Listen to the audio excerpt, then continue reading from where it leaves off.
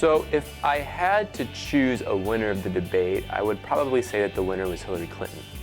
And the reason I would say that is simply because that's who the media is deeming the victor if you look at a lot of the news coverage that's going on right now.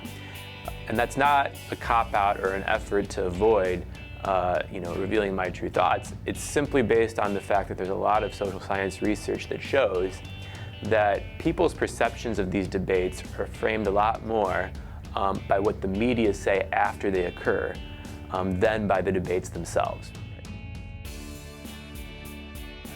I don't think Trump did a terrible job. He, I would say, probably exceeded expectations to some extent. Expectations for him were pretty darn low. And, I think in some cases he responded to her criticisms fairly well.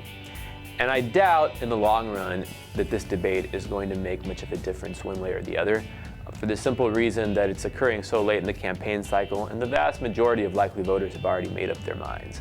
I very much doubt that many people were persuaded to vote for Clinton or persuaded to vote for Trump as a result of this debate.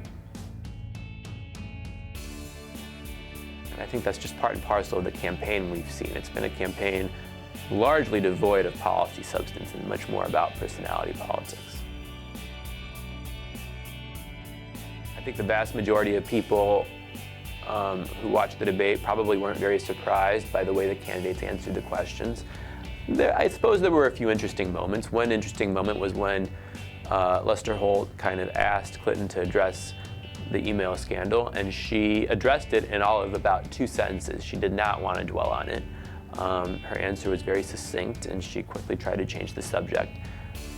I thought that was an interesting strategy, Some people maybe would have expected her to get into a little bit of a greater detail in explaining the intricacies of the email server that she was the internet server that she was using at her home, etc. She decided not to do that. So we're going to have 2 more debates. We're going to have a vice presidential debate. The media is going to continue to cover this campaign ad nauseum. And in the last 2 weeks of the campaign, we're going to get into what's known as the get out the vote cycle, where both campaigns focus a lot more on mobilization, trying to mobilize their core supporters to vote, than on persuasion, trying to persuade people to switch sides. And then we'll have an election.